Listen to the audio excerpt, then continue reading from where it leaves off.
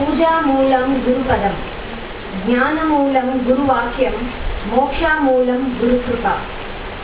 With the gracious blessings of His Holiness Maharishi Mahesh Yogi, Sri Bhuvanesh Sharma ji and other dignitaries present here, I, Mrs. Madhuri Satish from NGM Hyderabad, am going to present from the penury of my knowledge the review of day 5 of the Transcendental Meditation Refresher Course.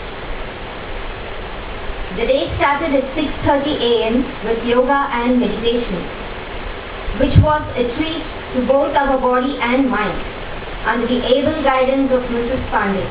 Ma'am, thank you very much for getting the doubts clarified and helping us adopt the right procedures and techniques for practicing TM and TM SIDDI. After finishing breakfast at 8 a.m., we left to witness the Adhirudra Mahayajna at Maharshi Vedic Vidyalaya at Brahmastan. This was a very rare opportunity as the Rudrabhishek for the 12 Jyotirlingas was performed at a time. The pouring of water on the Shivaling is called Abhishek. When there is a continuous pouring of water, which is the chanting of great Veda mantra, it is called Rudrabhishek. Sri Rudram is a combination of Nada Brahman, all 5 elements, that is Panchabhutas and divinities in its creative best. All creation can be experienced metaphysically as music, sound or Nada Brahman. The atoms of chemical elements of the periodic table move at different vibratory rates at each other and therefore make different sounds. When these elements unite to make different chemical substances, harmonies and melodies are created. When these combine further to create even more complex and differentiated materials, the music becomes even richer. Eventually, all these sounds combine to create a single great metaphysical sound, which is Om, that rumbles and vibrates in a way that creates a stabilizing foundation for every process of the earth and beyond. It can be heard with the inner senses when one has a quiet mind or is in a meditative state. In the words of Srimad Bhagavad Gita, through yajna, you nourish and sustain the gods, and those gods will in turn sustain you. By sustaining one another, we attain the highest good. Lord Shiva is Asutosh, meaning one who is pleased with just little water. Different substances are used during the Rudrabhishek, like, for example, sugarcane juice for Lakshmi, honey for wealth, milk to have a son, water to wipe out troubles from life, ghee for the prosperity of the progeny, that is Vansh Vistar, mustard oil to get rid of enemies, Ganga water to attain moksha. These are as far as is told by the Shastras. Yesterday we have witnessed a continuous Abhishek being done by water, whereby the troubles from our life are wiped out and the dreams of His Holiness Maharishi Mahesh Yogi of Vishwa Kalyan are trying to be realized. The trip up and down was very enthralling as my co-teachers were singing bhajans in their melodious voices. It was really effective to the eyes to witness a lifetime opportunity of the wonderful yajna. We returned back to the campus at 12 noon.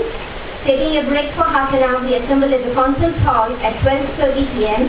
to further enrich ourselves with knowledge. The session started with Guru Puja, followed by the review of Day 4 by Mrs. Rupali Gulwade from Maharashtra. Later we split into 2 groups, practitioners of TM SIDDI and non-practitioners of TM SIDDI.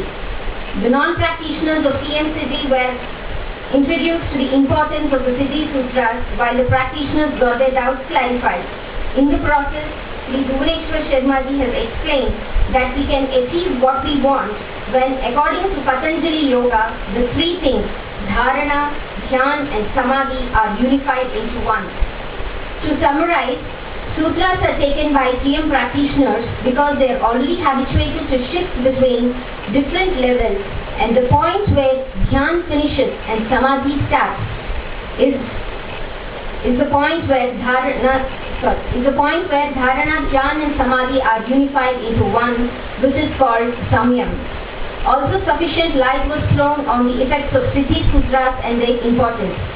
We were later served a sumptuous lunch at 1:30 p.m. after completing certain administrative formalities by Sri Manojji. We were ready for the next session by 3 p.m. For about 10 minutes, soothing bhajans were played, followed by the continuation of the video recording of His Holiness Maharishi Mahesh Yogi of 29th April 1976, where Maharishi Ji was talking about the journey of spreading TM and TM SIDDI. To be precise, he says that there is no country where people cannot practice TM. The complete knowledge of Veda will dawn only on such a pious land which has the capacity to attract the Sattva Gun from anywhere on the earth, which is none other than our holy motherland, India. Science of creative intelligence is the science of all sciences, and knowledge is structured in consciousness. A reverberating mind can automatically understand the stillness or stability when TM is practiced. Talking about the spiritual regeneration movement at Chennai, Maharishi Ji explains his desire that TM be introduced on a land where people are ready to learn and experience something new.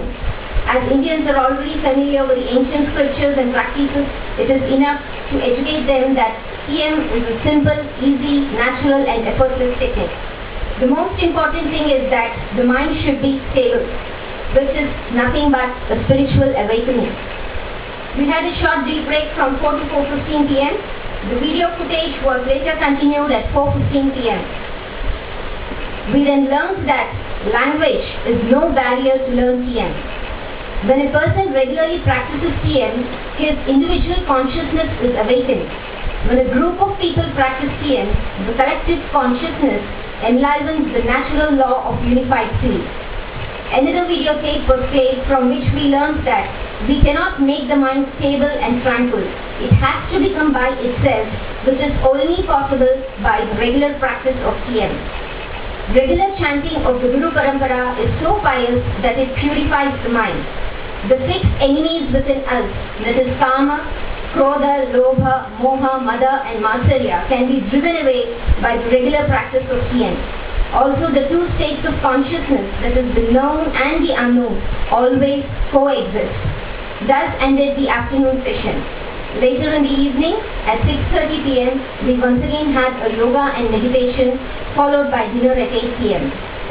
After dinner, we were welcomed into the conference hall at 9 p.m. with the bhajans stating the different forms and places decided by the divine goddess. If I am not wrong, I think they are the Ashtadasa Shaktipitas. The bhajan was followed by making a note of the photograph requirement. Later, 3 different footages were displayed. The first was a culmination of the different discourses by His Holiness Gurudev Brahmananda Saraswati Ji, when he was throned as the Shankaracharya. The essence of his discourse is that all mistakes get demolished when one attains consciousness. The next clipping was that of His Holiness Maharishi Mahesh Yogi Ji, where he compared transcendental meditation to the calm and serene Lake Louise in Canada. The ripples of the lake are compared to the conscious mind and the stillness deep down the lake with the subconscious. In short, it is said that life exists in layers.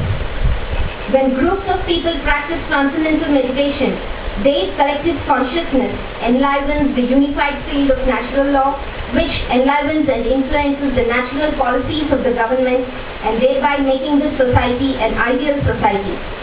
The third footage was where Dr. Fuller was giving his views about TM and TM SIDDI. He says that regular practice of TM and TM SIDDI activates all the faculties of the brain by which its functioning is further enhanced. The day ended with one of our co-teacher, Mr. Nitin Pathak from MDM Ujjain, sharing his views on consciousness and how do we accomplish whatever we desire by meditation.